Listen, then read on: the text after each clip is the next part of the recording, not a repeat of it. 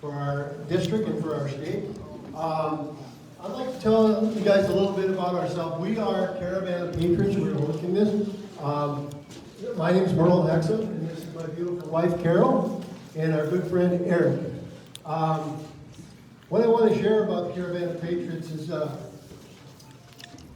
we started about 2 years ago organizing caravans to go to Trump rally in Nevis, Minnesota. We had so much fun meeting other like-minded patriot Americans that we continue to organize even more caravans and rallies. Last year we organized some freedom from tyranny rallies to stand up against the unconstitutional mandates that are going on.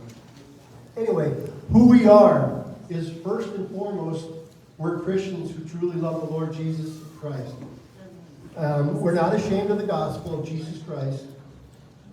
That this book is our foundation for what is morally and ethically right. And so no matter what the culture says, we stick to that. That book is our thing. Second, we are patriotic Americans who love our country.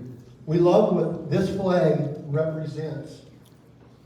And we believe that as Americans, it is our duty to defend her against all enemies, both foreign and domestic. And right now we have a lot of domestic enemies that are trying to destroy our country. Third, we are constitutional conservatives. We believe that this document, the Constitution of the United States, is the second best document given to mankind, second only to the Word of God.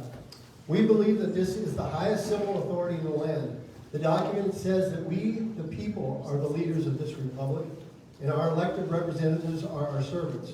We believe that whenever any government entity goes beyond the enumerated powers stated in this book, that they have become lawbreakers themselves.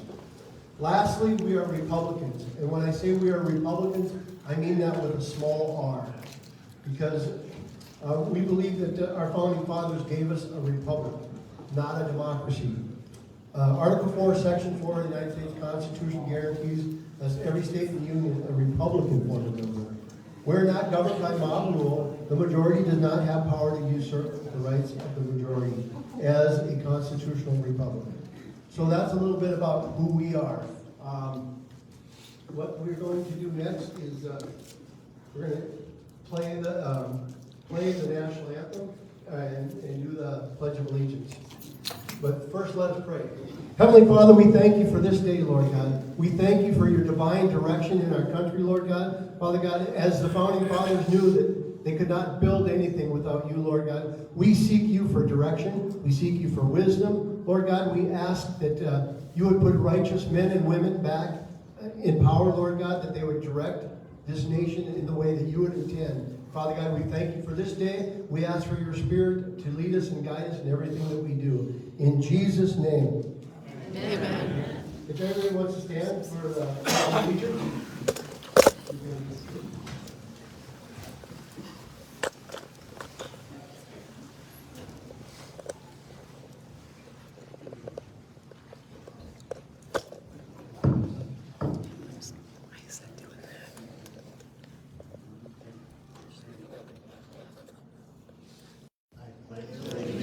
To the flag of the United States of America and to the republic for which it stands, one nation, under God, indivisible, with liberty and justice for all.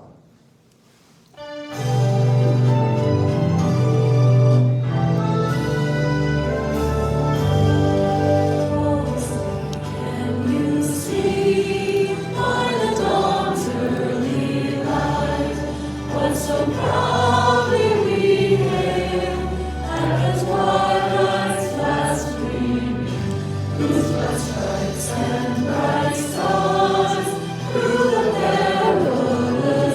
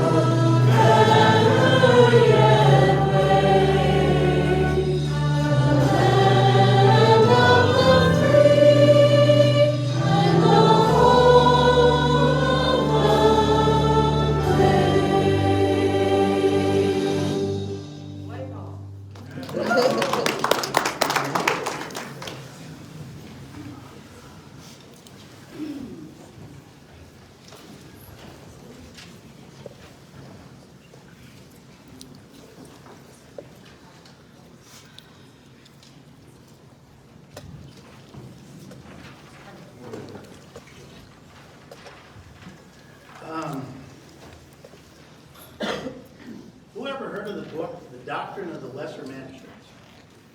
A couple of us in here. Good. What we have is a short audio about the gentleman who wrote that, Pastor Matt Truella. And right at the moment, we are going to be playing that short audio.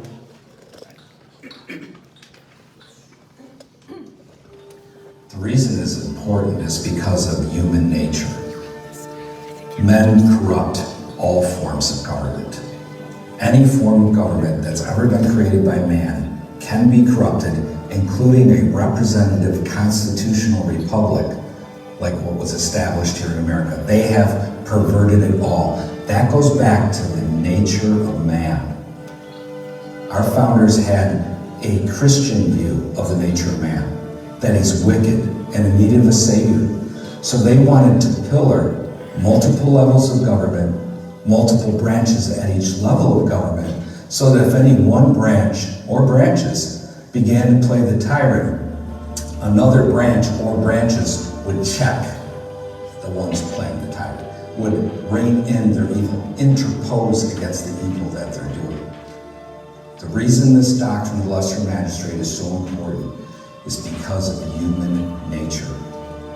Men corrupt themselves with power, and so the lesser authorities must check them when they've exceeded the limits of their authority, or if they're openly impugning the law of God and His Word, or if, since we live in America, they're impugning the Constitution itself too. People often wonder how I got involved in writing a book on the doctrine of the lesser magistrate and teaching this doctrine to hundreds of groups across the nation. It was because of my involvement on behalf of the preborn. I actually did about 15 months in various jails and correctional facilities for my acts of interposition for the preborn. We would sit in front of the doors of the death camps and place our bodies between the abortionist and the child who was being brought to be killed in order to intervene on their behalf. This was what got me involved in wanting to write a book on the doctrine of the lesser magistrate, because I was astounded that here you have murder taking place. Supreme Court saying people can murder people, and not one governor, not one legislature, not one mayor, not one city council in all of America said no. Rather, they all complied. So they needed to learn from history and from Scripture that their duty is not blithe compliance, but rather their duty is interposition. And so I wrote the book on the doctrine of the lesser magistrates. And now we see in our day, because we didn't check the evil of the tyrants prior to this, they've grown in their lawlessness. Now we're at the point where they're running around telling people to put masks on their faces, telling people, get this shot. They'll use the carrot, they'll use coercion now in order to get people to get the shot. Both the businessmen and the government men are in cahoots together in this great evil that's going on in our land. Interposition is needed. You don't politicize and fund a great evil. You stop it. And that is the duty of the lesser authorities when evil is being done, is to check the evil of the superior authority. Massively important. This doctrine has been demonstrated hundreds of times in the last 1.5 to 2 years now, since this all began. Hundreds of times, but get this, it's been done at the county and local level, not at the federal level, not at the state level. It's been done at the county and local level hundreds of times. And people see the goodness of this doctrine.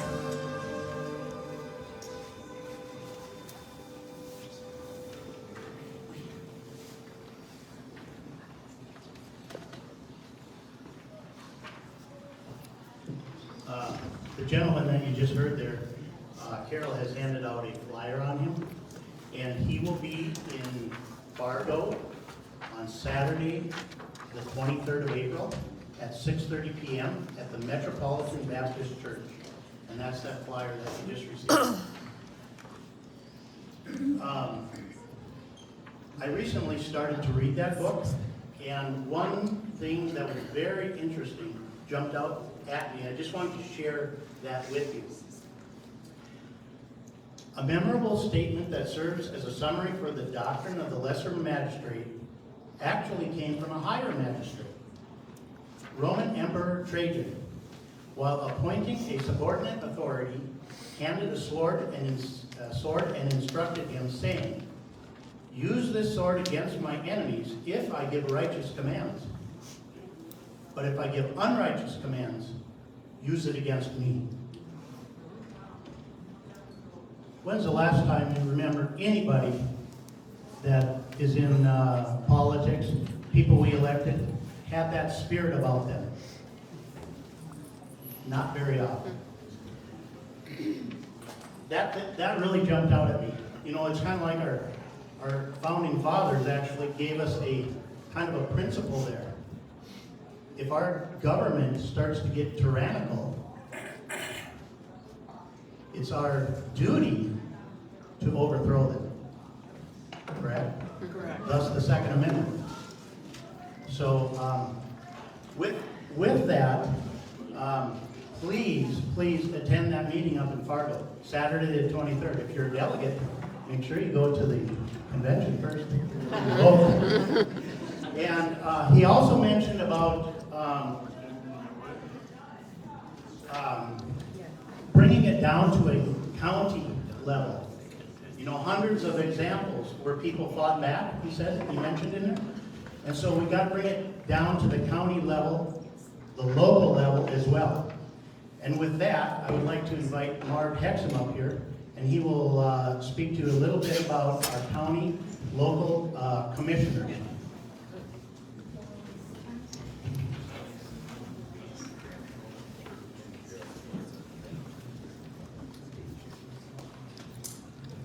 Thank you.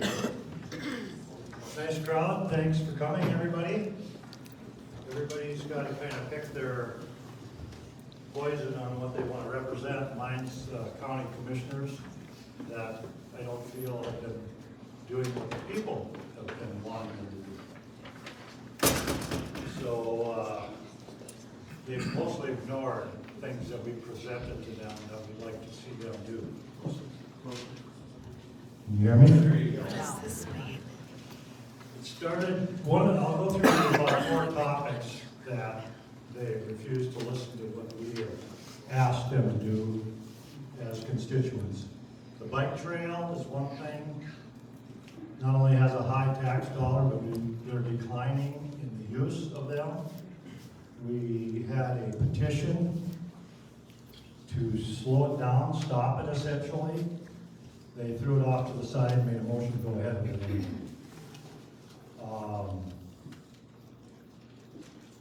I don't think that that's something that really serves the people as much as a lot of other ways they can spend money. The Second Amendment protection, there's a lot of people in here that formed a petition that was over 2,000 people.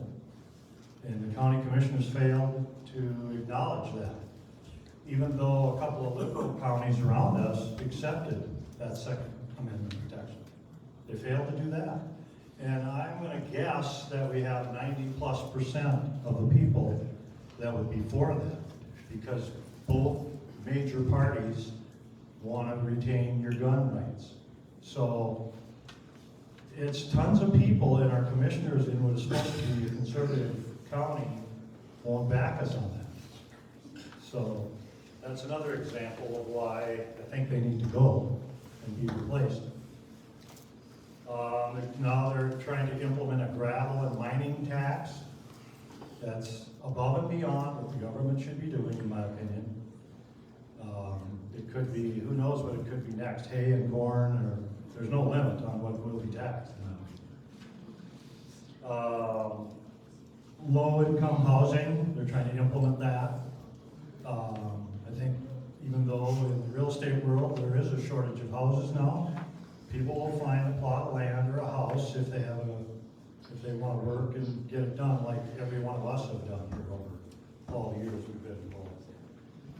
And property tax increases. I don't know how many people here have received their Yes. new blue letter. Yes. And it was told or said to be anywhere between, I think, 10, 15% up to 30. I have one property that exceeded 30, and I've talked or heard of others that went way beyond that. So, and the thing about that, Otter Tail County has over 1,100 lakes. As most of you probably know, it's more lakes than any county in the nation. And that spells revenue. We should be filthy rich on revenue in this county. New houses all over that are generating money that they hadn't generated before. So we already have more source of income than most counties around. Where is this money going? Well, I don't think it's going in an appropriate direction yet. So what do we do about this? The only thing we can do is replace these commissioners and get new ones in there that are willing to represent us. Eric talks about, if I can beat you up a little bit here, how he hasn't belonged to a fire department. He hasn't done multiple things, and a lot of us are in that same category. So I'm asking everybody here to do a little something. I've got a sign-up sheet for county commissioners, and we don't know the district lines yet. So it's really hard. But that's just one sheet, and I don't know how many people would be willing to do that, but that would be real great. But beyond that, everybody can do something. Just raise $100 for a candidate, or put a yard sign up, or go door knocking, or go down to your neighbor, or make sure your family members go vote. Get the right people in there. Everybody's got to do this together. There's not just one person or one group of people to do this. We've got to all work in. We've got a great patriot that I'll get out of the way for here, Nathan Miller, coming up, and he's taking on a big job with young children, young in his career. Heck, I'm retired. I got time to do it. What I'm doing is nothing. He's sticking his neck out to take on a position bigger than most of us have ever done in our lives. So if you can't throw $100 into a candidacy or grab a neighbor and get them to go vote for the right people, shame on all of us, I guess. So that's all I've got here. I've got a sign-up sheet for volunteers back there too, and that can be anything. Drag somebody to the polls, put up some signage, throw in a little money, whatever, but we need to take this county back and beyond. Right. So, thank you. So after the meet and greet with Nathan, we're gonna have a little intermission. Marvin will be back at the back table over there. He'll have sign-up sheets if you want to talk to him. To get involved, if you want to run, please run. If you want to get involved in other ways, please do so. Now, what I want to tell you guys is, it seems like everywhere that I go, I run into people who are fed up, that they've had enough. They complain about what's happening in St. Paul and in Washington. Yet nothing ever seems to get done. Now, there's a saying that says that the definition of insanity is doing the same thing over and over again, but expecting different results. Yet, we the people seem to keep electing the same people over and over again. Few things in life are more predictable than the chances of an incumbent winning an election. The re-election of incumbents in our nation is well over 90%. Now, if you like the direction our country and our state is heading, then continue to re-elect incumbents. If you're satisfied with the status quo, then keep voting for the same do-nothing politicians year after year. Election cycle after election cycle, over and over again.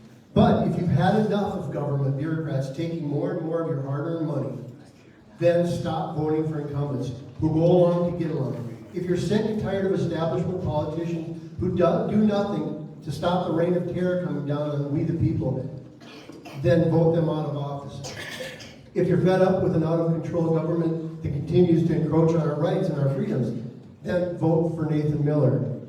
If you want someone who will stand up and fight for your freedoms and individual liberties, then vote for Nathan Miller. If you want someone who will not compromise our conservative values, then vote for Nathan Miller. If you want somebody who will not be bought nor coerced by outside entities, then vote for Nathan Miller.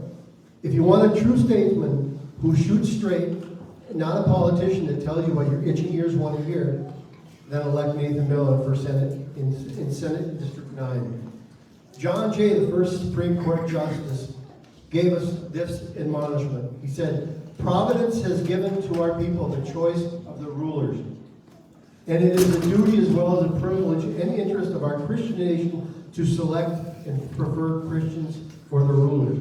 Now, getting to know Nathan, Nathan is a man of God who will go to St. Paul and he'll fight for us. He'll fight for our rights and liberties. So, without any further ado, everybody give a warm welcome to Nathan Miller.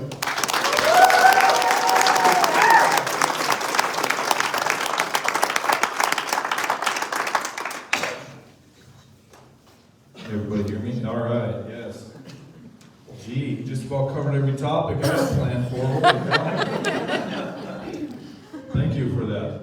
I just want to say, after Nathan is done, you can ask questions, but we want to do so in orderly fashion, so you can line up against here, and then we'll take questions afterwards, if that's all right for you, Nathan. Yeah, you bet. Is there a clock in here so I got a general idea of if I get too long-winded? Well, really quickly, I just want to thank everybody for coming out here tonight. It's this afternoon. It's a really good thing to see everybody. You know, this is kind of where it all started, I guess, for us. 3 weeks ago, even 3-4 weeks ago, I never wanted or necessarily desired to become a politician. It's not the goal here at all. In fact, kind of in reference to what was brought up there, I would ask if you see me changing into a politician to take the sword of your vote and get me out of there, get me out of the swamp. So, but I will say that I've had enough, and I think a lot of us have the same sentiment. I've had enough of what's been going on, and it's time for a change. And much like Merle just said, if we want the same things, keep voting the same way, and I've heard this a couple of times here in recent discussions that I've had, and that's, well, we don't want to split the party. Let's go along and let's get along and let's, why would we do this? Because there's a reason why we do this. We want the best elected representatives to represent who we are and what we are and what morals and convictions we hold to the fire. What absolutely matters.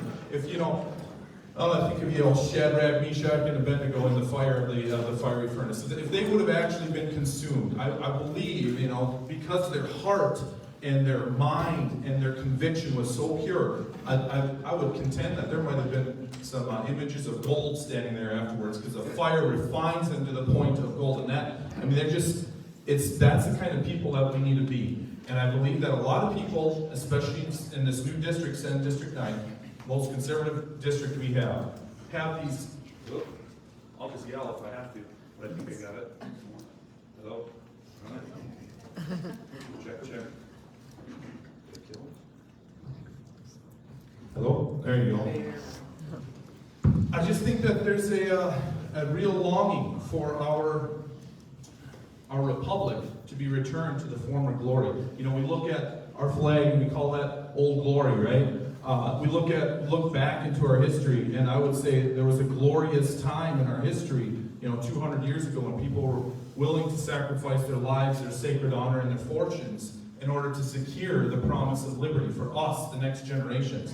But instead, what's been happening is we've been having this slow but steady encroachment on our country, on our individual freedoms, on what it is that makes us America, what it is that makes us true patriots. And if we can't see that, if we're the frog in the water, to use that analogy, the heat's been turned up. And I firmly believe that the last 2 years, they went for it. They went from, the old 7 on the 6, 7 on the old on the stovetop and cranked it up to 10 and tried to put the lid on it and boil us alive right there. But there's enough of us still out there who know truth, who know justice. And if you take anything from anything I say out of all of this, take the fact that there is a war on truth, folks. It's a war on truth. It's a war on what it is that we know, that we hold dear, whether this is a boy or a girl, or whether this is, you know, or there's just continual illusion, and it's so difficult to be able to identify the things that are actually true right now, because we've got, you know, ABC, we got Fox News, we got BSNBC, we got all of them out there spreading their lies and spreading their propaganda, and the voices are so loud. They're so loud. How can we be sure? How can we be true to the fact that we know that still small voice of what is actually truth? You got to be paying attention. You got to talk to your neighbors. We got to have a relationship with our cohorts, with our fellow countrymen. You know, it's important. And I feel like this government has continually wanted to do nothing more than to grow. She's like a sow, right? She just wants to get bigger and bigger and just keep swelling up. And what does them sows have? They got all kinds of teats on there for all the little suckling piglets. And they're trying their best to make us into those little piglets. They want us to be beholden to the sweet, sweet nectar coming off of mama, right? And so, why is that? Why? Does anybody, I mean, I believe that if you're here, I believe you've thought of this in the past. You know, you thought maybe over the last 2 years, hey, there's way too much going on right now, way too much control, and we need to break free of that. Well, how do you control people? You control them with what? Fear. Fear. There you go. Fear. What's another way to control somebody? Money. With Money. money. There it is. Yes. Fear and money. Yes, absolutely. So if I can scare you, and I can, you know, fund you, take care of you. Here on this hand, it's the good cop, bad cop. Smacking the crap out of you on this side, but on the other side, oh look, you know, I'm taking care of you. It's like an abusive relationship, and we the people have been in an abusive relationship with our government for far too long. That needs to change. Not here to do that.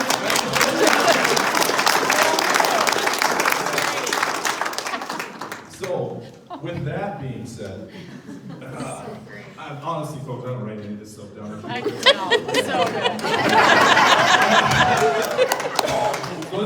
This isn't the, you know, it's down inside here. It's what's been inscribed on my heart and in my head. Keep it And coming. so, it's, I was asked, what was it, a couple days ago actually, Nathan, you want to reduce taxes, right? That's a big thing. And to me, that sow that keeps growing, well, if you just keep feeding her, there's 12 billion reasons down there in the cities, if you include the rainy day fund, why she's going to continue to grow, right? And if we don't start to limit the feed and put her on a diet, the piglets are going to continue to come, and they're going to continue to ask for more and more and more, right? So how do we do that? Well, we brought property taxes. Amen. I got that bill, or got that beautiful blue envelope the other day, and oh man, yeah, we recently bought that property, and we just shot from the hip on a value, and then when the county called and asked me, hey, how'd you come up with that evaluation of the property? And we said, well, we've been looking around for a year, and that was the number that we generally kind of figured it would be. And whoa, man, yeah, I think it was, granted they split the 40, the homestead, off of the rest of the land. So, but yeah, we saw a $100,000 increase on the old property tax valuation there. So, pretty sure that was that one, but I have to look at the other one too. But it was a big number, and so you see that, and it really makes you go, wow, do I ever own my property? You know, I mean, has anybody ever thought that? Do we really ever own it? Because I dare you to stop paying taxes on it, right? What's going to happen? Some guy and some county person are going to show up, and eventually you'll see somebody not as good looking as me, but somebody right, show up with a gun on their hip, and they're going to tell you, hey, you got to come with us. So property taxes is another way to limit the amount that we're sending down there. We don't need to be taxed on that. To me, it sounded like it's time we take a barge full of gravel over to the Pomme de Tir and start throwing it in the river, because if they're going to start taxing those kinds of things, exactly what they just said, where is this going to end? How far is this going to continue to go? I have no problem with the sales tax. That's fine with me. I'm all right with that if there's not an income tax, if I don't get taxed to make the money, if I don't get taxed to be in your county, building equity, setting roots down in your county with my property, you know, trying to increase the value of our county, I shouldn't be taxed for that. Should we be taxed to die? No. No. Should it be taxed to pass my estate on to my children? No. All this money's been taxed already. Why on earth would we continue to do that? So to me, there's some pretty, I want to call it low-hanging fruit because it seems simple and easy to someone like myself, and I believe like the rest of our common sense friends out here, it probably feels a little bit, yeah, get rid of that. Problem is, that sow, she's big and she's hungry, and we're going to have to really focus and clamp down there. And I know there's a couple other Senate candidates that are also running, and I was hoping that are not establishment folks. And I'm really hoping that if we get a couple of us, we have the opportunity to do a freedom caucus or something down there where we can support one another's bills. I believe that we'd all be of the same ilk. Granted, all the time, sometimes all it takes is one, right? All it takes is one to change the tone, change the atmosphere of what's going on down there. I would like to also bring up that, hold on a second.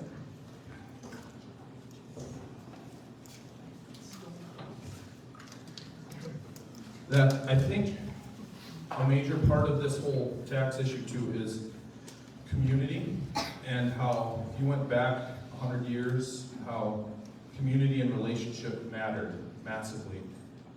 Government was not nearly as big 100 years ago, or, well, that's technically not true because that's after 1913 when we got our wonderful Fed, and so if we go back 120 years maybe. If we would have the same fortitude, the same cohesiveness that our forefathers that came out as pioneers, as the men and women that started this country, and you cared about your neighbor. How many people, maybe majority of us here, know our neighbors, and know that when they might be struggling or when they might need some help. There's things that we could do at a grassroots level where we are able to help one another and not have the style of government lording over us by saying, here, we all know this, it's pretty much socialism or communism 101, right? Mm-hmm. I take and I will decide, I will redistribute to you as I see fit. And when in reality, how effective is it? We've done it before, where we've given money to a neighbor when we know they've had some health problems or something. We've done that kind of thing. As a young man, what would that have been, 2011? I donated bone marrow to somebody I did not know. I got signed up on a list, and I took on the challenge of donating bone marrow to a cancer patient I was never told who it was or how it went down. But there are things like that we can do, we have the freedom to, and we almost need to get into a habit where we take that back before it's something that is darn near outlawed, where, hey, you can't just be handing money over to that guy. You can't be doing that, They're going to get to the point where we get to this cashless society and everything is tracked and figured out. I mean, let's face it, saw some people winning guns last night at the Minnesota Deer Hunters Association fundraiser. And you don't even get to take your gun home that you won that night. You got to come back tomorrow or the next day and get it checked out and all that fun stuff. And I, for one, am not on board with that.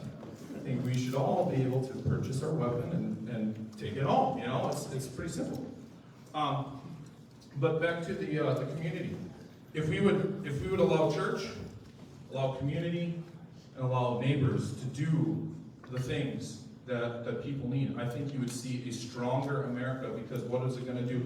It's going to build the fiber of this country, which is the United States family. It is a grassroots family level. That's why the attack on the identity of this country is in full force. It's been in full swing for a while. I referenced if you can cause people fear, or you can cause them to question who you are or what you are. If I asked everybody out here, why don't I? How would you describe yourself, or what would you say you are?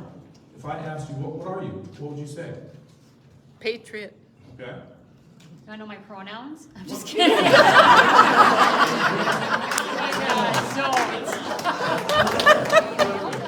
Virtue signaling with pronouns. Oh, yes. But yeah, I mean, we'd say what? If someone asked me, I'd say, well, I'm a Christian first. I'm a father and a husband next. You know, and after that, yeah, I'm a patriot. I'm an American. I'm a small business owner. You know, when I say that, so I was actually informed that people are beginning to question that. Nathan, we don't see anything in your taxes that show that you're a small business. Oh, wow. Well, I guess I've owned rental properties for a while. I started 9+ years ago with the one down in Coon Rapids. That was the first place I ever bought, and then we just bought another one here in Dalton as well. So, and yeah, my wife's been taking photography, doing pictures for 9-10 years as well.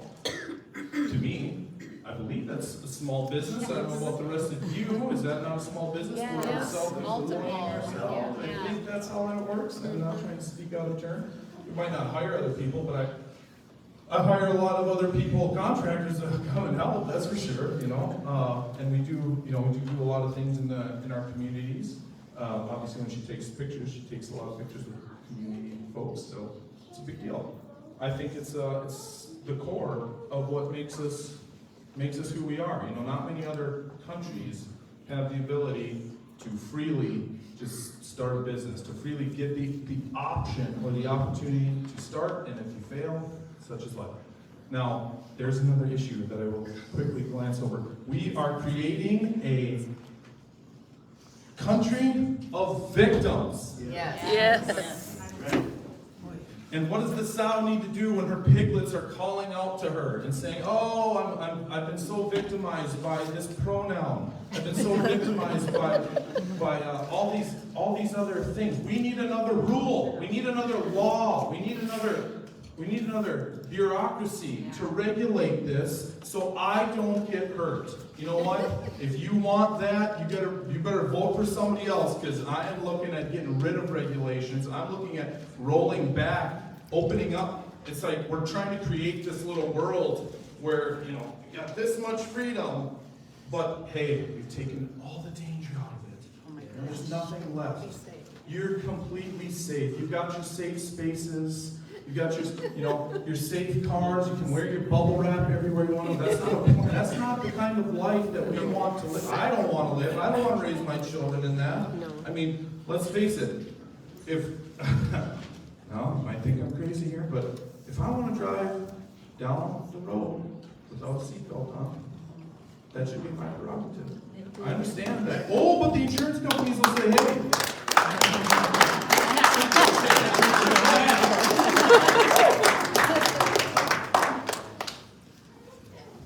I think that there is a lot of different areas where they are attempting, I say they, again, government, is attempting to hurt us. Like we got 30 or so more, sometimes less, depending on the time of the year, sheep down there. So I get to work with this mentality that we're dealing with right now in our country. I work with it every day when I go out there. I listen to the oh Nathan, oh Nathan, oh Shepherd, what are you going to do for me today? You know, oh Shepherd, I need this. Oh Shepherd, bring the. Oh, they love corn. You know, you give them some corn, it's like they're addicted to it. Oh Shepherd, we need the corn. We need this. We need that.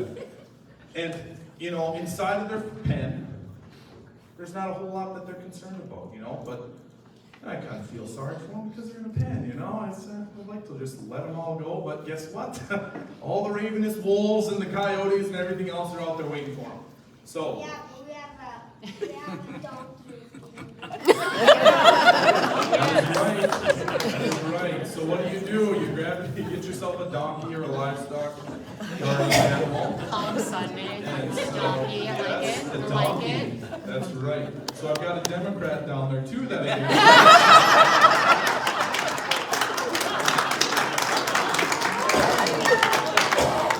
So I'm able to discuss things with everybody down there. I got the whole enchilada, you know. Make your own policy down there with everybody. But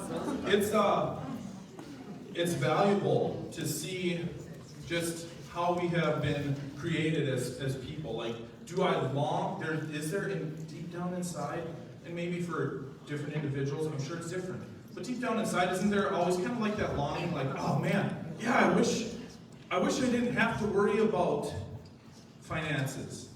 I wish I didn't have to worry about,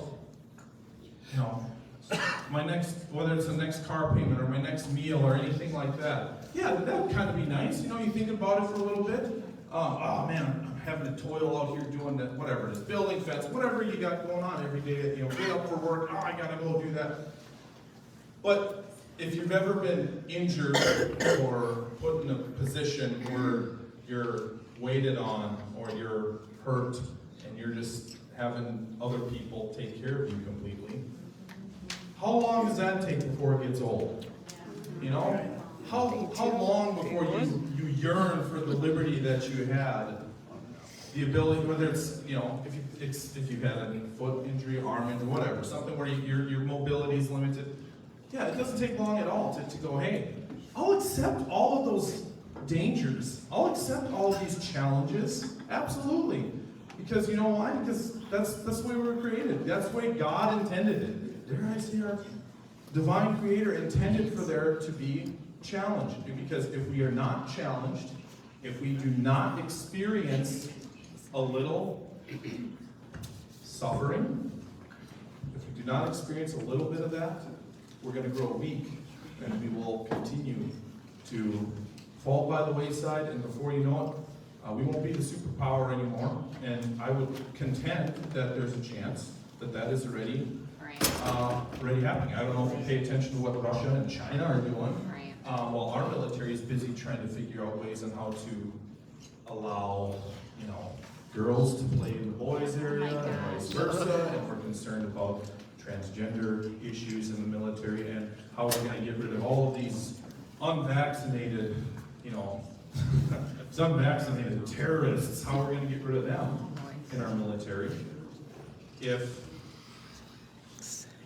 And yet we've got other countries that are looking at, how to improve their nuclear power, how they're looking to improve on ways that firing missiles out into the sea just to let folks know what's going on. And granted, this is a federal level item, I know that, but at the same time, we are a part of that. We are a part of that. And this is just a state Senate seat, I get it, but it's an important issue that I think everybody needs to be paying attention to. Talk about the Proposition 2030, those kinds of things. If you don't think that our sovereignty is constantly being attacked and on the line, folks, you need to wake up, because there is a power out there. There are some principalities. There is a spirit in the air, and it is a spirit of control. It wants to take away, again, all of those challenges and those difficulties and turn us into obedient little servants. Give us whatever it is you can give us. Spare us, please. And that's not a world that any of us, I think, wants to live in. Amen. So, That's right. That's right.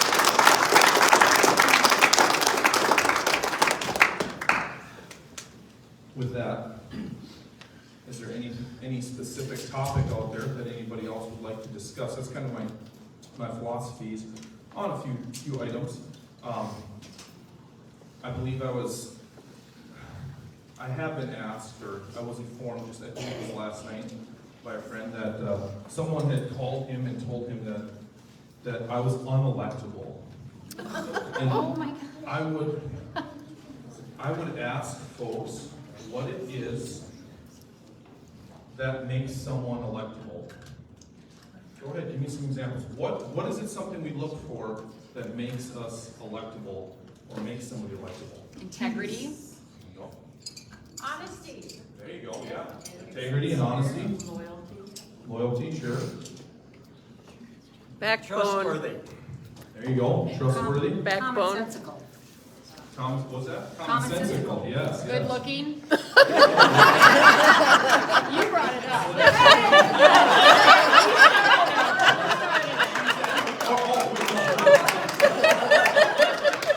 Well, hopefully that's not the only qualifier. Got married. I was joking. Yeah. A good speaker. There you go. Yes. Good speaker, sure. Knowledgeable. Christian. Christian, yes. What's that? Strong, yes. Straight. Straight. Oh, yeah, there you go.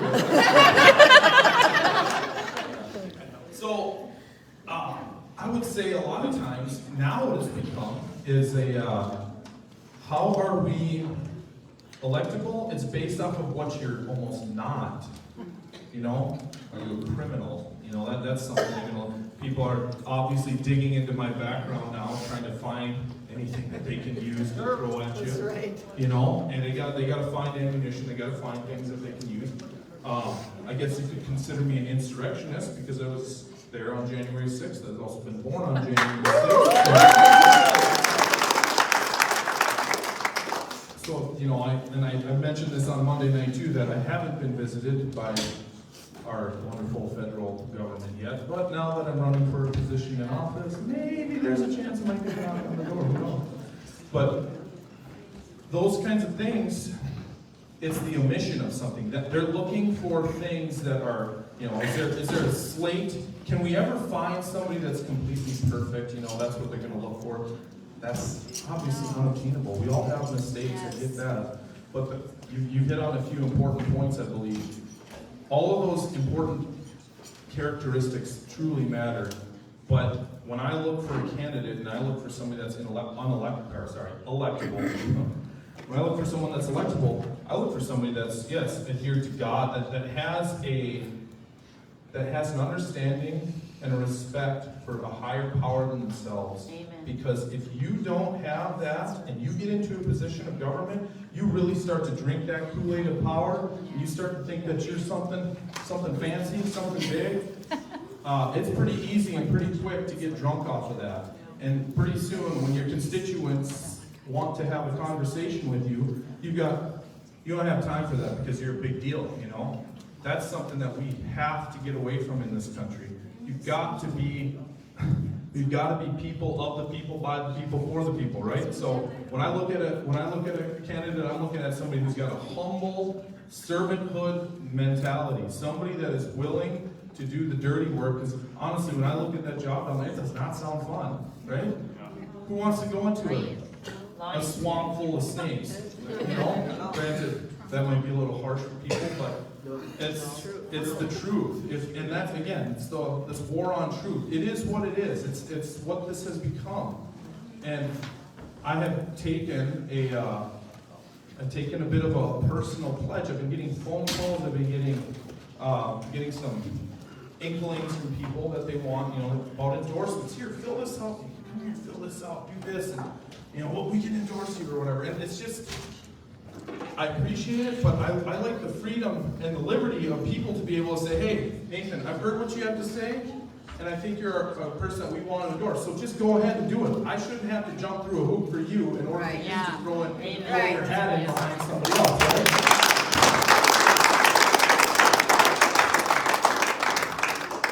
So I'm trying to do this as independently as possible. Good. I'm trying to do this with as much help from friends, family, and fellow countrymen out there that are interested in getting involved, that are interested in a truly grassroots candidate, somebody that's, again, like I say, my Washington, D.C. experience. Yeah, it was January 6th.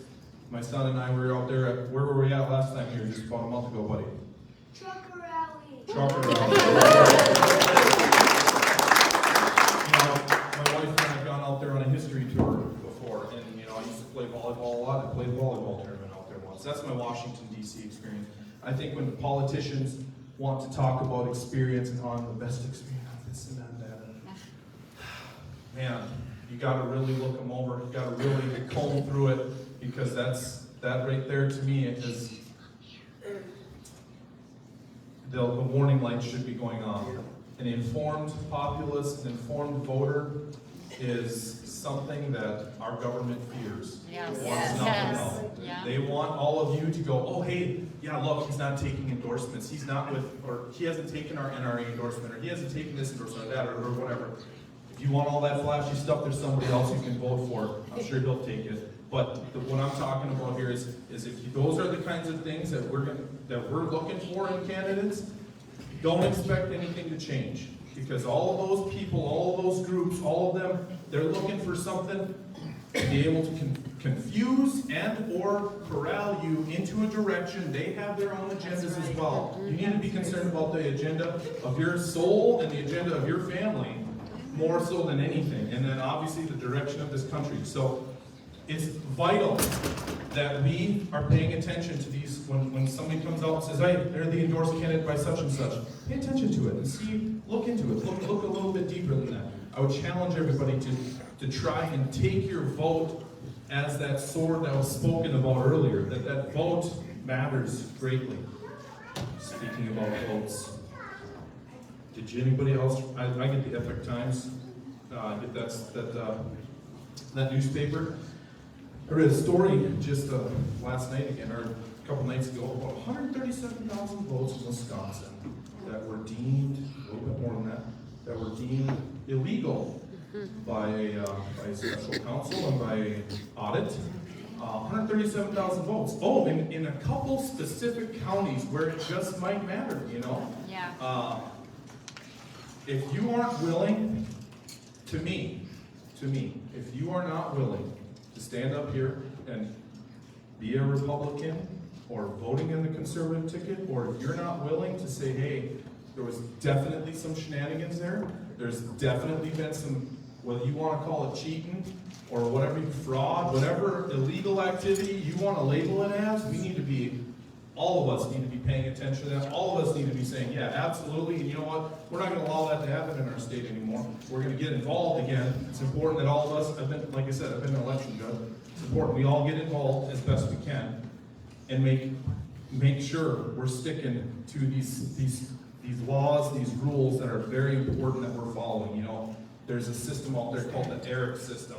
Yes. It's election, I don't remember the other three, but something about the voter rolls. They're gonna, Yes. they supposedly are supposed to be out there cleansing the voter rolls. Well, this ERIC system has been set up for a long time, back in like 2000, 2002, you have to look it up for sure. But it's been set up by a liberal group that claims that they're out there cleaning these rolls, these voting rolls. If you look into the history, especially in our state, yeah, that's not really getting done. They haven't really purged anybody. Why is it that people on the other side long to keep deceased people, long to keep, oh, no, let's not clean that roll quite yet. Hold on. We gotta wait 17 years before we verify that they've actually moved from this county. You know, how far is this gonna go? In my mind, obviously, it's come to a head now. We've seen what it can do. Under the shroud of mystery and having a multitude of people on your voter roll, that's a easy signal for fraud right there. Yeah. So I feel like if you're unwilling to admit there was fraud, that you might be a bit of a fraud yourself. You know? Maybe check yourself.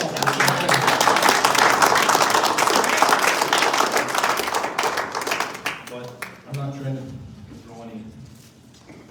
throw any blows here to anybody. I'm just saying it's important that we take our vote seriously, because it's the only, honestly, Yeah. unless, you look at the First Amendment, you look at those five principles they talk about, that last one there, that everybody seems to forget, right? We all know the other ones, the right to what? What are the first five, you know? Free speech. Freedom of press, right? You got the press, you got religion, Speech, speech, yeah. bear arms. No, that's the Second Amendment. Second Amendment. Yeah. Assembly, yep. Yep. And then the last one. That last one. There it is, yes. Yeah. Petition the government for redress. And then we move right on into which is basically firing the government. If the government's gotten out of control, we can say, here's your black spot, get off the ship. But after that, if the government says, well, hey, I'm too big, I'm too tough, you ain't gonna do that. Well, it's rather interesting to me that our founders went right into the Second Amendment then after that. So when you talk about, oh, it's for hunting, or it's for, even personal protection, again, you gotta look into it and what it actually is about. It's about accountability. And folks, that is something that I am Oh man, accountability burns hot inside these veins.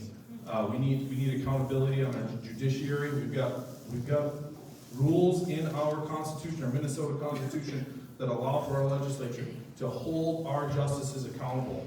We can pull them in and have a conversation with them and question them on their jurisprudence. If we're not willing to do these things, if we're not willing to exercise the rights that we have within our Constitution, how are we ever going to change anything? So these are important principles that we adhere to. We got to call. I would love to be on a judiciary committee and question this form of justice that we talk about. And I mean, I don't even need to go any further, but I'm sure everybody knows it ain't justice anymore, folks. It's social justice that we're trying to do. We're trying to take away all of the pain, all of the competition, trying to make everything as clean and safe as possible, and they're doing it from the bench as well. And you know, the bench is the least powerful of all three. So what does that tell you?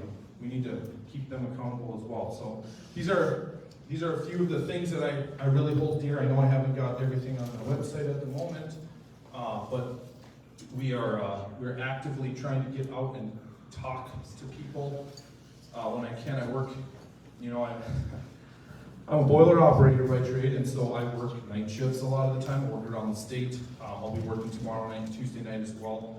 I'm a blue collar guy by trade. I still hold that license, and I still hope to continue even in off times of not being down at the Capitol. I'd really love to still be able to work a little bit out amongst the people. You know, it's not. I'm not above that. My brother-in-law actually called me up the other day, and he's like, "Hey," because I haul scrap metal for him on occasion, and he says, "Hey, I suppose you're probably too big of a deal now to haul scrap, huh?" And I said, "Oh," I said, "No." I said, "That's how I know I'm still one of us. You know, is that I'm willing to do that. Once a scrap rat, always a scrap rat, right? Willing to be down and dirty." So these are some things that I do not plan to change, and that if you see it changing, I'd ask accountability from everybody in this room, or I've asked some really close friends as well that have known me long before this, that have seen my character and know and understand who I am, that if they see it changing, if they see a change, my wife and my children and these friends and family members, that they would speak into my life. Because if you're not willing to accept correction, man, it's time for rejection. Get out. So and granted, I understand there's 85,000 people that this seat serves. So, you know, we got 100 people in here, 85 people in here, and that's going to be a tough thing to make happen when everybody's got their own idea of what needs to be focused on first and foremost. But to me, I mean, if we don't roll back what's happened the last couple of years, if we don't have medical freedom right off the bat, it's hot right now. Let's sign a never again bill. You know, let's limit the powers of the governor to be able to shut down business. That is, in my mind, the only thing I would ever sign on to as a bill to allow a governor to do that would be something along the lines of a 2 to 3 day. Hey, I need to call up the National Guard. It's Friday evening. The legislature's out. I'm going to call up the National Guard to get us through to Monday, so that way when session gets back in, then we can vote on this and decide if that's the way we want to go. But I need the ability to quick call and stop our cities from being burned down there. You know, I mean, I was halfway tempted.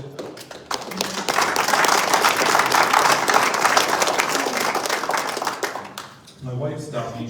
She's probably wiser than I am on that, but we were living down by Zimmerman in 2020 when all that was going on, and I saw that there's folks down there, guys walking around out there and standing in front of buildings and whatnot with their guns, and I was like, yeah, if the government is not going to do their job, which literally is defending the borders, making sure we're not getting attacked by foreign companies too, but by foreign governments, and making sure that this kind of shenanigans isn't happening. You know, I mean, is our identity as a country, are we just going to be, oh, hey, anytime I'm upset, I'm going to throw a complete tantrum and hissy fit?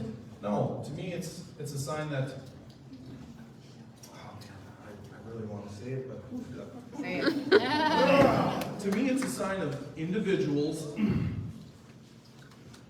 who's had their families broken beforehand. We're not raised in a way, we're not raised by both parents, we're not raised in a, dare I say, godly Yes.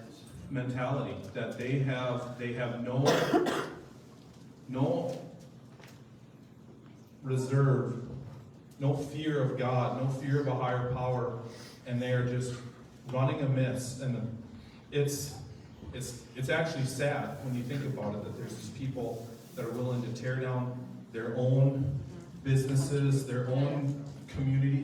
When I'm talking about the community thing from earlier about being a part of a community, these people are doing the exact opposite Right. and destroying it. And how different of a world it would be if people are willing to say, whoa. January 6th, when I was there, I was on top of this, I was on the steps looking at the doors, whether or not I was going to go in. And there were people up there hollering and shouting and fighting and arguing with the police and trying to antagonize and get things going. And there were, 5 or 6 people. Every time something like that would happen where I was standing, oh, we're not here to do that. There'd be a few other people that would jump in and say, that's not what we're here for, We're here. People are on our side, right? So it's crazy when you think of things from that 10,000-foot perspective and say, hey, wow, look at what's going on down there. What is it going to take to change it? And it takes relationship. It takes a change of the heart and mind. It takes a revival down in St. Paul. It takes all of us to be involved and engaged in order to make sure that we are 110% all on the same team, and that team is, the team of freedom, liberty, and what this country was founded on. So, Yes. I don't know. I don't really have anything big and fancy besides that, and I don't know if I call that fancy either. Please line up here. They can use the Come on microphone. down and ask some, yeah. Something specific. Please, say who you are. I'm Paul Langseth, Fergus Falls, All right. and when Barack was president, I could listen to him anywhere from 30 seconds to a minute. When Bernie Sanders started running, I could listen to him for 20 minutes, and then he would start talking about his solutions. And then I could listen to him for only another 20 seconds. So I guess you're talking about problems, but you need to focus on solutions, and otherwise it gets lost. Well, he's just another guy talking about problems. So, Sure. So talk about solutions. All right. Hello. All right. Some solutions. Just talk about. Yeah, okay, I got a solution real quick. Oh, sorry. Go ahead. Like I said, as an energy man, I think the Next Generation Energy Act needs to be repealed. That's how electric cars are gonna coming in. That's how we're gonna change into California up here if we don't start by dismantling these bipartisan, wonderful bills that were passed 15 years ago and that have only increased our electrical and our energy costs in this state by over 2.5 times what the national average is. So if we're unwilling to say, hey, I'm not going to fight over the MPCA and they're doing this and this and this and this to me. No, I want the head of that ugly snake lopped off down there. So what we need to do is take it to the source and stop fighting over the little things. So that would be one area, because I'm an energy man. I'd love to be on an energy on the energy committee if they dare let me, Yes, right. But that would be something that I would strive for big time. Does that help?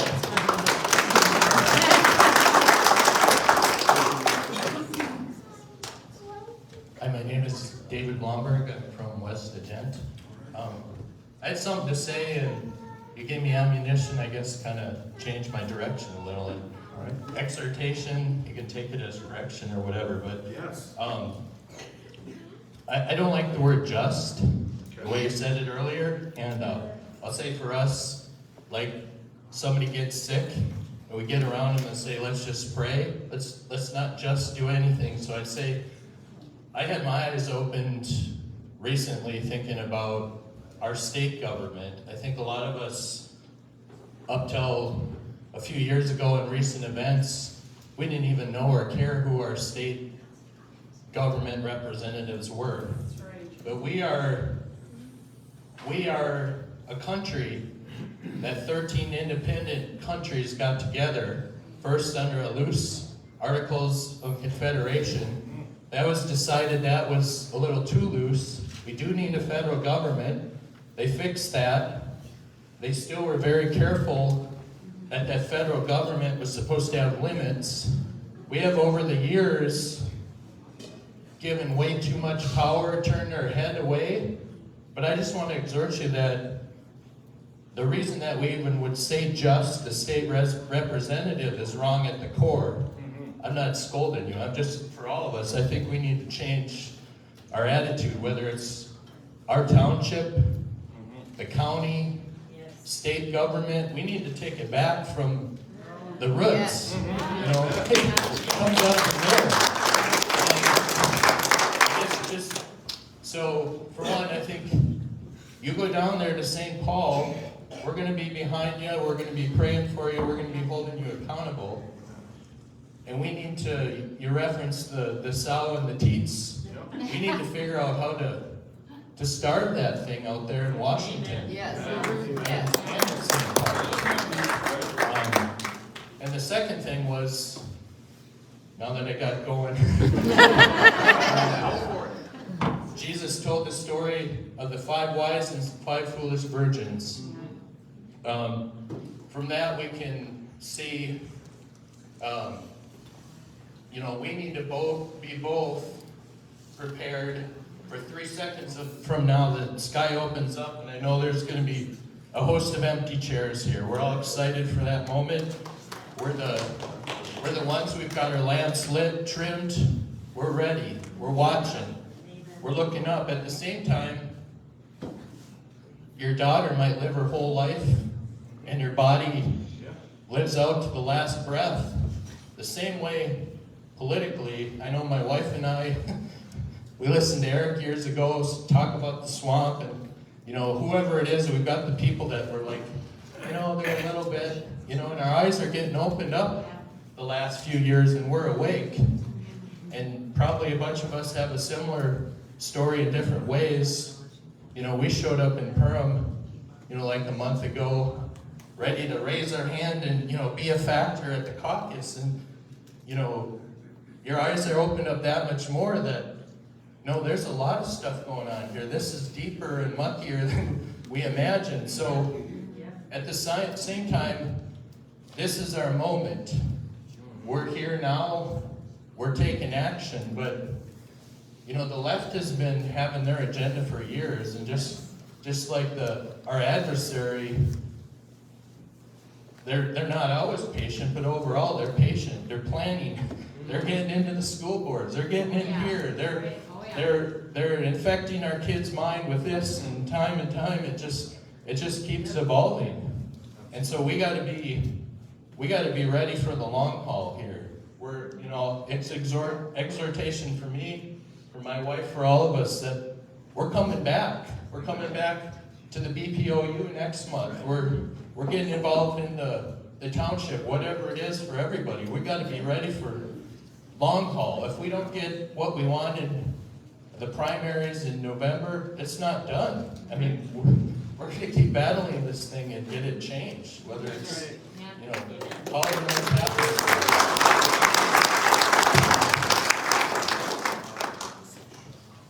Thank you for that, David. I nominate him for county commissioner. There you go. I'll write that down, David for county commissioner, all right. That's how it happens. That's right, that's how I ended up here. That's exactly right. These kinds of things, folks, are so valuable to us, and I think a lot of times we think about, I gotta give up a Saturday or Sunday afternoon. I gotta go do this, go do that. It's such a hard pull, but it's vital to have discourse, even if it's amongst ourselves in the room or whatever it may be. I've had a lot of liberal friends that 10 years ago, I used to be able to have conversations with them. Yeah. It was fine, but the victimhood mentality that's been setting in from that side is destroying the friendship. And if you don't have the relationship, how do you ever expect for us to run a nation or a country or a state or a county, you know? Yeah, I gotta say thank you very much. That was good. Hi, Jordan. No,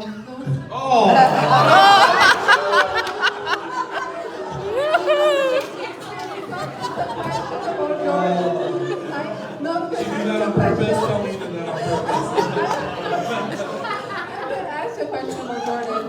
Joe Hanson from Perm. If Jordan gets endorsement, will you primary him? So, that's a great question. I've asked, I think I was asked that question on Monday as well. So my answer is that had the powers that be at least allowed me the 9 weeks from the point that I got in, I probably would have said, well, you know, I have enough time maybe to mount a charge up that hill. But we're only 5 weeks in. We're probably going to a primary.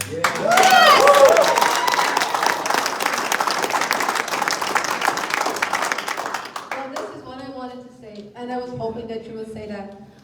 If you liked what you heard of Nathan, now it's time. If he's going to primary Jordan, each one of you needs to spread the word about who you think he is. I mean, if you like him, now go in your communities and spread the word. So now it will be our turn, not only the delegates, but we the people will be responsible to vote for Nathan. So it's our turn now to go and spread the word to your neighbors, your friends, your family. Hey, we found a person that we like will go to St. Paul and represent us.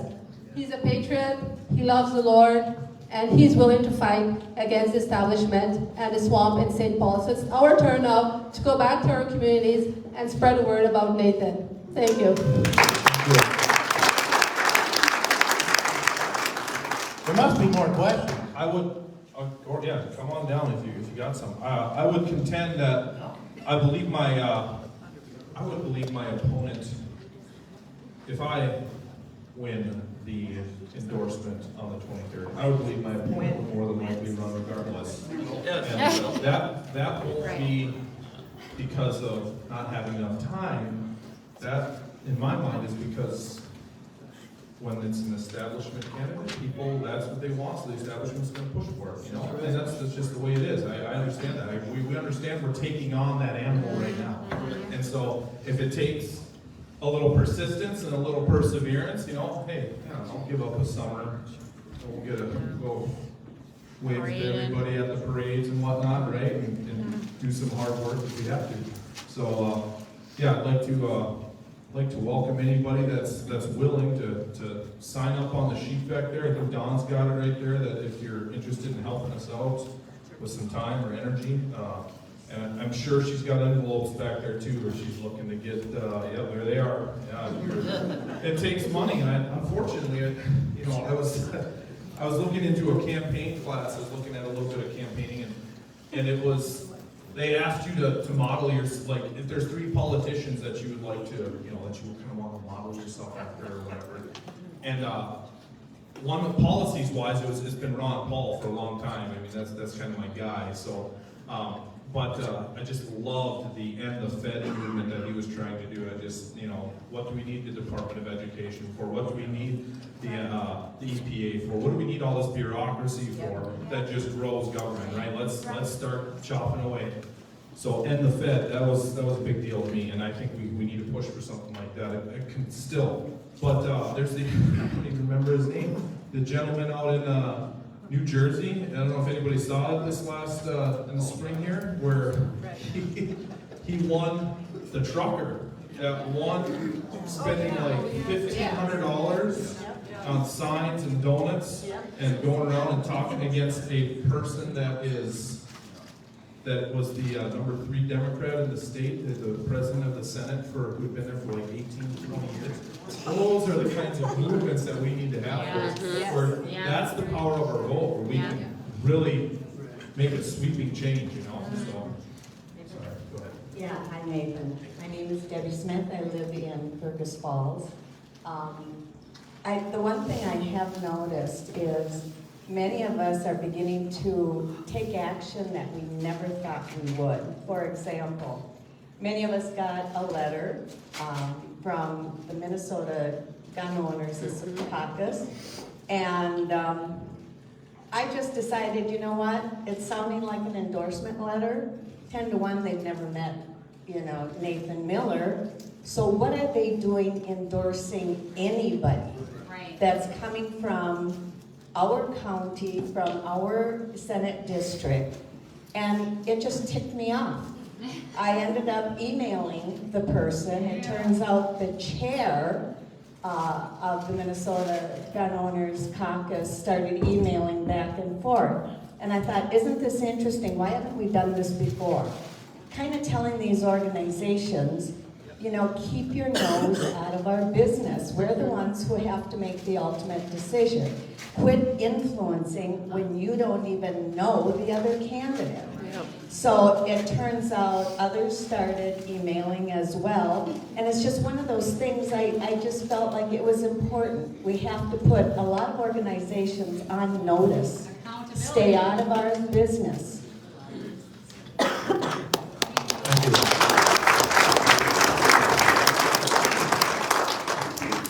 Yeah, if anybody in here is, which is great if you are, if there's some Jordan Rasmussen supporters in here, and there's things that you like about him, that you would like to, he didn't want to come and do a debate or anything, if you'd like to come up and fire those questions at me or something, that would be great too. I'd love to hear what it is that you like about Jordan that, it's probably not going to change who I am, I'll tell you that right now, but I'd like to hear the things or the strong points that you see in the other candidates that you would like to know where I'm at on those things. That's great too.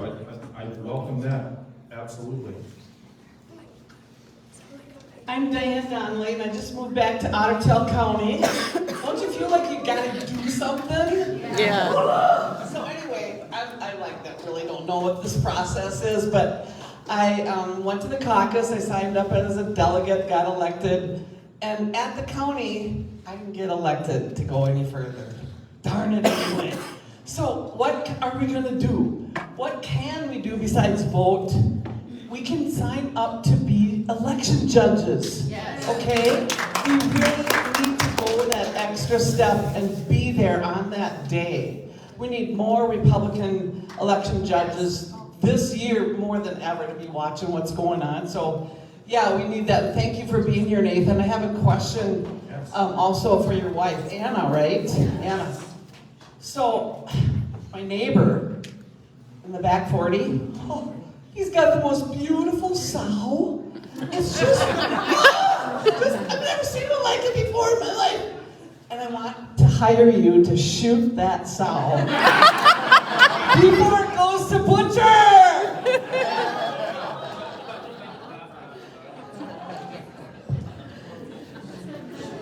Hello, my name is Dennis Axelman from Rodsay, and I just wanted to make a point.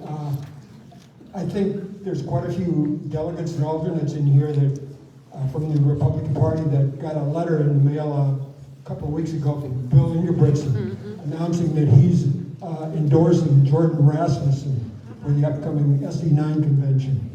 And that bothered me. I have talked to Bill a while back, and I was hoping he wouldn't do that, but he did. And no, I'm not trying to cut Bill down. Bill has done some good things as our senator over the years. He's also done some things that I didn't agree with, but I'm not cutting him down.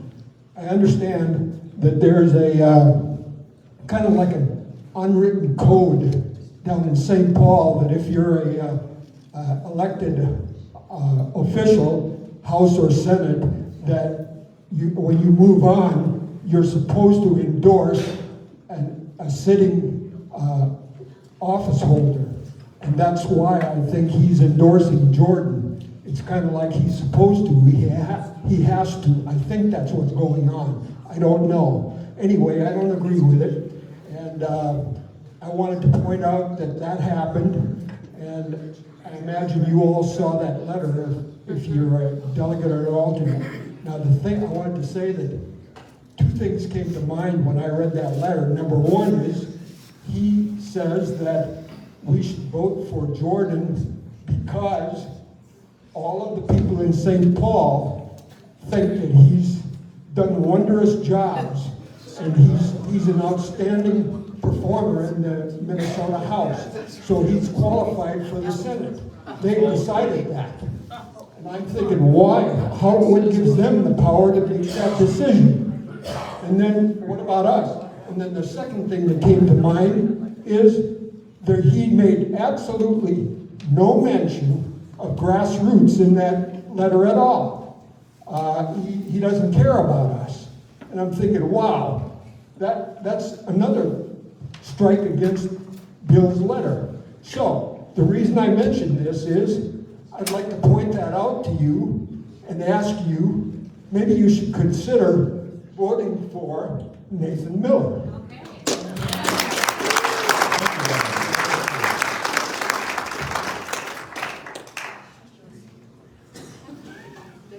I'm Nathan Larson. Is it Nathan or Nathaniel by chance? Oh, okay, well, I'm a Nathaniel. We won't ask you. I am slated to be a Jordan Rasmussen voter at the endorsing convention. All right. That is what they're expecting. I went to the caucus, and I think Deb was on we were in the same ward or whatever. Sure. And she remembered me emphatically saying I did not want to be a delegate or an alternate. Okay. Somehow my name ended up on there. I'm associated with, or not associated, isn't the right word. My wife has known Jordan since first grade when she was an aide in Morning Sun School. So we have a connection. Sure. And I got a call from Jordan about 2 weeks after the caucus, and he asked me if I would be interested in endorsing him. And at that time, I didn't know you. I hadn't heard of you. So I gave him, yeah, okay, I guess I didn't realize I was going to be a alternate. Okay. But I don't know how my name got on there, and I'm not going to say how it happened. I don't know. But, so they called me since then and asked, are you planning to vote for him? And I'm going like, well, I'm hearing a little bit about somebody else running, so I'm taking my time to make a decision. Sure. Well, I got a call from his mom here the other night. She's doing phone calls for her son, which is great. Yeah. And I encourage Jordan to make sure he doesn't make disparaging comments about you. And I don't know if that, and I ask you not to do the same about him. Right. Because we start making accusations about people. Well, the people that love you and want to vote for you, if you don't make it, if he takes them off, they ain't gonna vote for him either. Right. And I hate to say it, but we're in a position where we got the best of two worlds. I mean, even if you were to lose, we still have Jordan who's better than the average, let's say. But I ask us not to be disparaging of the opposite side, because we're only going to hurt ourselves by doing it. And I look forward. I don't know. I'm not positive yet. I'm going to vote for you at that endorsing convention, but I'm sure leaning that way.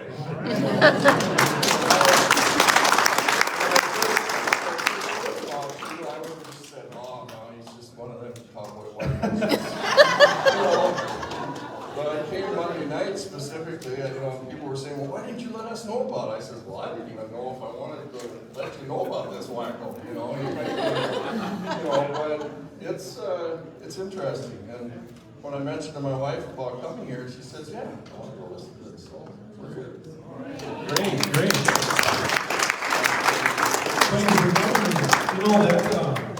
That right there gets to a point that I did not make earlier too, that the choice. This is America. Yes. We have a choice. Yes. This is not communism, it's capitalism. We have a choice. We have a choice with our dollars. We have a choice where we decide to go. We have a choice on a lot of things. Why should we not have a choice especially in the, inside of the, you know, the Republican Party, or in each caucus, we should have a choice at least. And I feel like, if I'll make a quick plug for myself here, as a representation of District 9, I feel like that's where I am going to excel at. I don't know, and there's two things here to talk about. One being, there's a difference between dirty politics and what people would call negative or negative politics. Dirty politics is looking for anything I can, any way I can get a leg up, do whatever I gotta do to get elected, because this is who I am. I'm a politician at the core. I've lived my whole life to do this, and I have to win, which that's not me. But the negative thing that I've heard it said is that it's not necessarily that you're looking for the negative. This is a simple fact. And this is what I'm going to say to you, is that I will not deflect from the truth.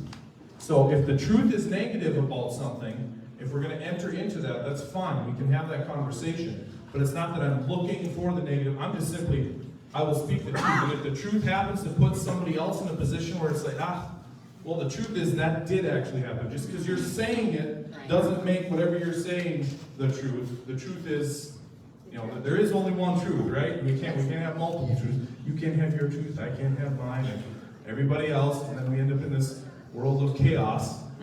So I just to know, I have no intention to be getting dirty, as they would say, at all. But speaking truth is the big thing, and the truth, as we know, separates the bone and the marrow. So it can be a painful process, but I'm willing to embark on it, and yeah, I hope he is too.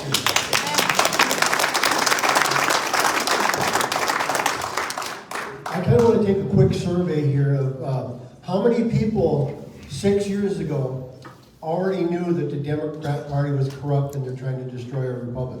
How many people knew that already before 6 years ago? Okay, in other words, how many people knew that the news media was biased 6 years ago already? Yeah.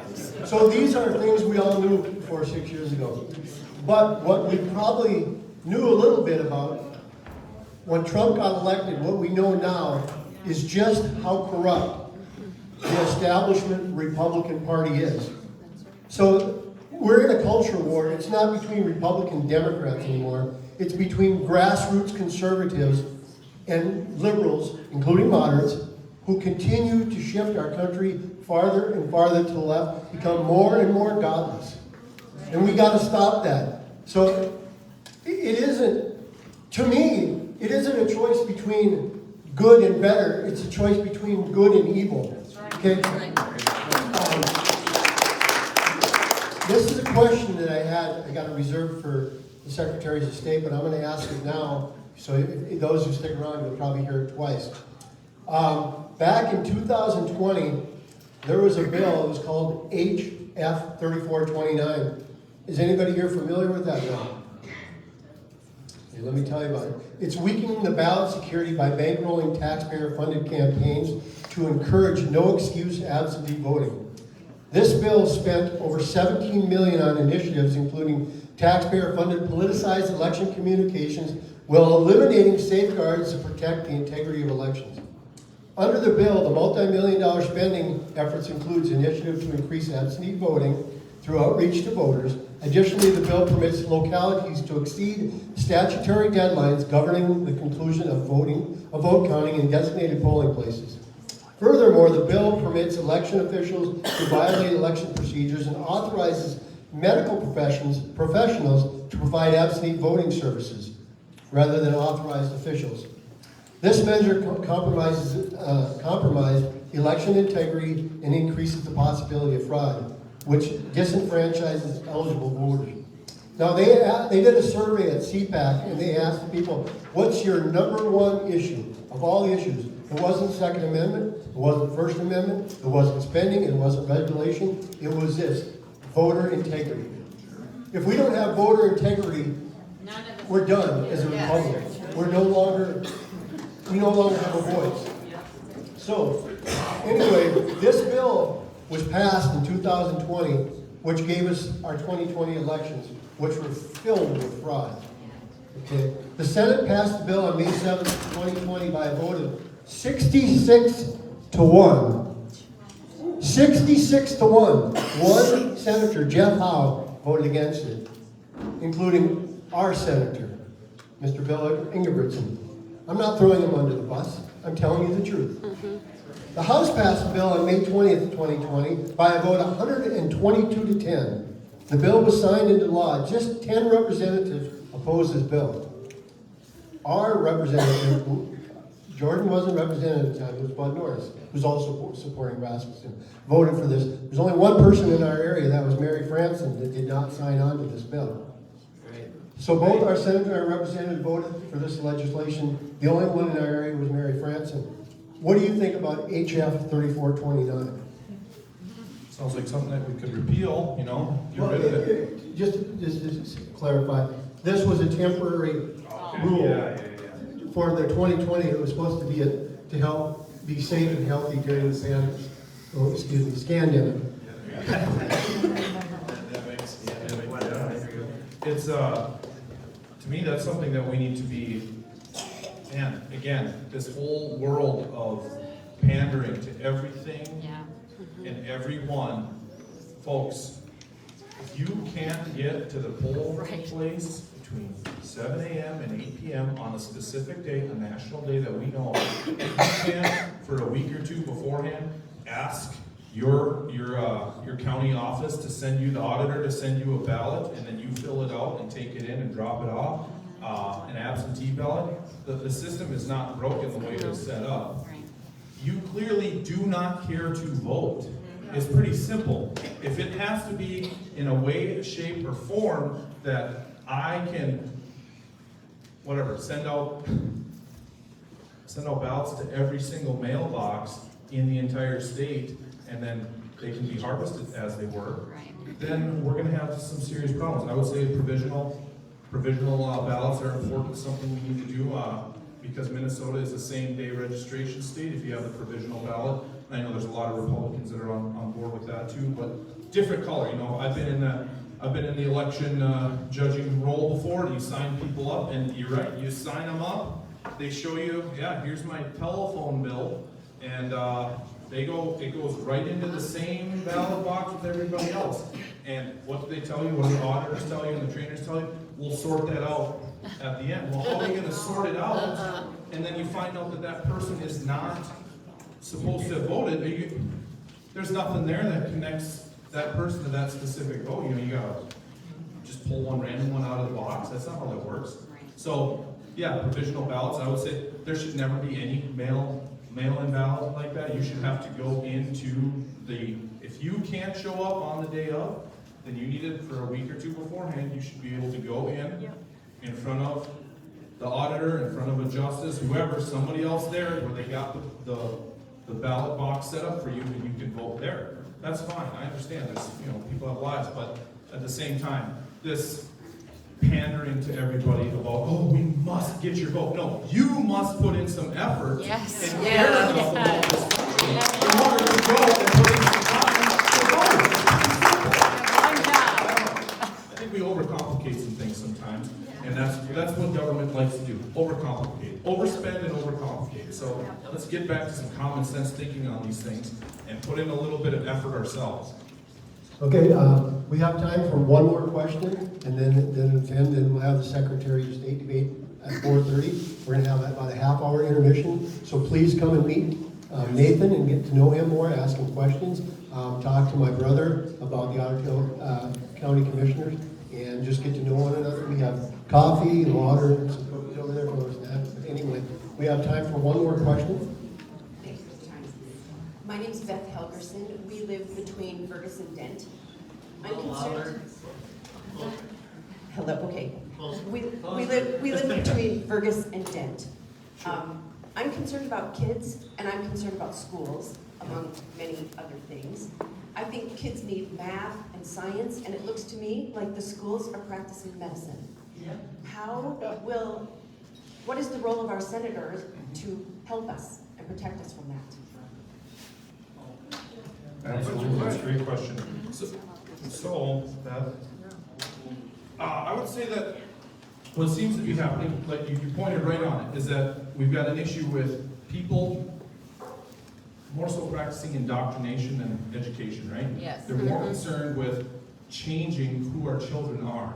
So my promise, or my if you want to call it campaign promise, my solution to that would be, is that you need senators and we need representatives that are willing to go, if it's a school board election that we know, say you're wanting to run, that I'm willing to come up and assist as well, to point to if you want a door knock or something, if you and I want to go somewhere and we go and then we show people that we are in, again, we're together on this, and that these school boards need to change from the ground level. You know, we need to start getting people into a position where they're listening to parents, where, again, I feel like it's always comes down to money and power. Yeah. And here again, if the school doesn't just have the ability to say, well, thank you for your opinion, Beth, but yeah, we don't care, because you have to pay your property taxes. And if you're not going to, you're going to have trouble. So, But it's actually a crime. It's actually a crime to practice medicine without a license. I see where you're going. Okay. Man, how do I? Yeah, I don't think well, I mean, citizens arrests here. Holy cow! Right? Let's break the union. What's that? Break the teachers' union. Well, there's that too. Well, and that's what I'm getting at, is that it's money and power. So if the teachers union doesn't have our apps, they know they're going to get funded. They know that they're going to get money. So if you go to a voucher system, and I know people get all crazy about the voucher system, but if it's, hey, each child, you know, is worth $10,000 or $7,500 to the state, or and you say, here, there's 3 for our children. You decide. We pick the winners and losers of our education system based on their success, not this no child left behind garbage that's just bringing everybody down. Yes. What we need to do is we need to get to a point where we can. If they also knew that they may be arrested. Yes. And if there's also a law. Yeah. Sure. Yeah, if you're saying proposing a law that would Just make clear hold what people practicing accountable for medicine is. practicing medicine outside of the not having an MD license. Sure, those are very valuable points. I would be absolutely on board with proposing something like that, for sure. Is that something that people would support, I think? I know I definitely would. Yeah. We got a lot of people that, we got a lot of people that are. Hi, I'm Joan Barfold, and I'm from Ridgeville, even though it's Dead Lake Township. And I guess I've been an election judge for many years. I don't know who got up here and said, oh, I knew that there was corruption in the Democrat Party. I knew there was a little rhino thing going on. I had no stinking clue at all at how it went to the Dan caucus level. Are you kidding me? It's like my husband and I are brand new, never been in politics, signed up to be a delegate, and hate to tell you, what the heck happened at the convention? With Rasmussen and that whole group deciding it didn't matter if there was fraud, even though there was photographic evidence? That is tough. I make a move on the floor that all debate be stopped. So I guess I honestly want you to know from my heart that we thank you so much for running. Thank you.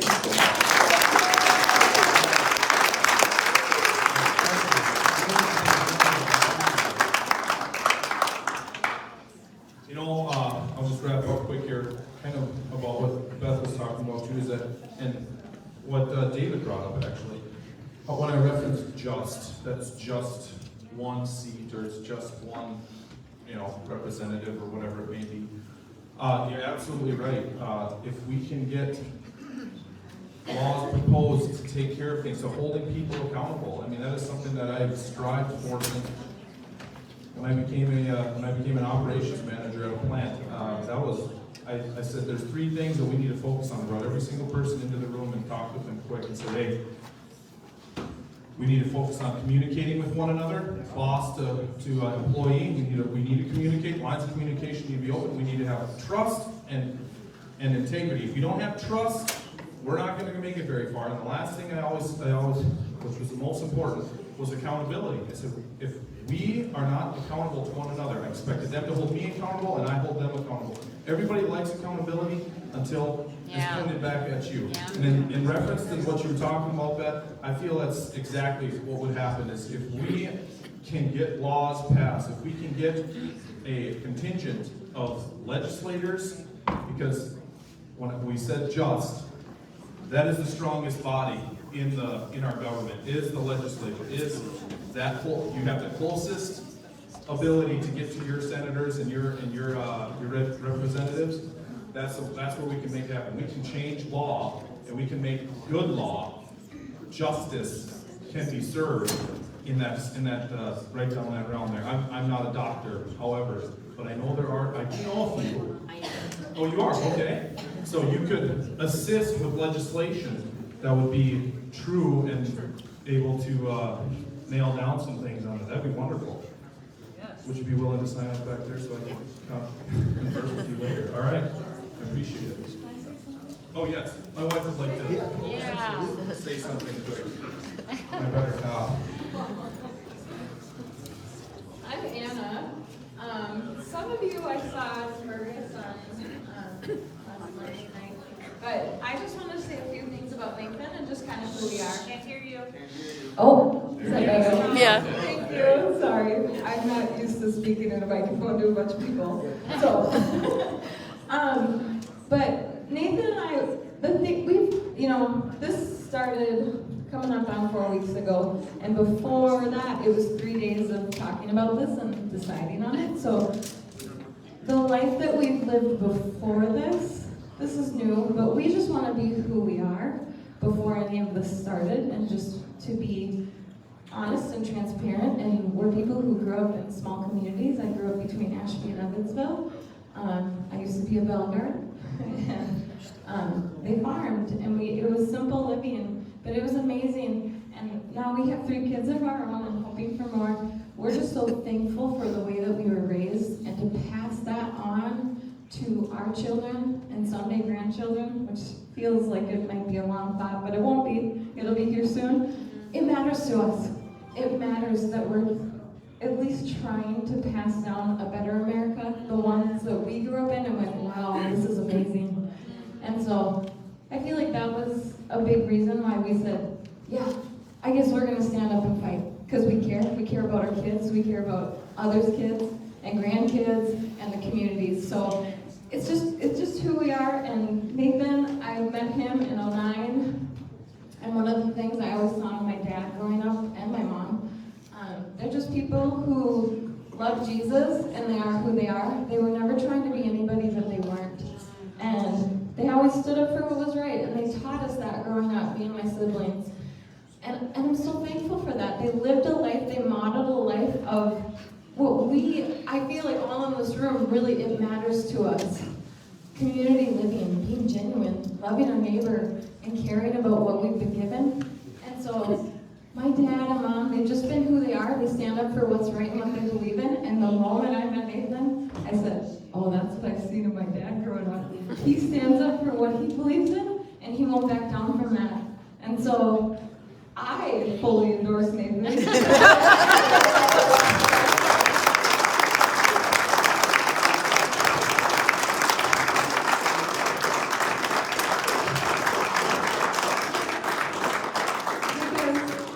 I've seen him at his best, and I've seen him at his worst, and that's not that that's worse, but I've seen him in the everyday moments, and I've seen him be intentional in our children's lives, and in our friends' lives, and in my life, and that's just who he is. He's a guy full of integrity that will stand up when a lot of people sit down, and I've seen it every day of our married life together. So he's a trustable guy. I want you to know that, and I would have said that before any of this started. Right.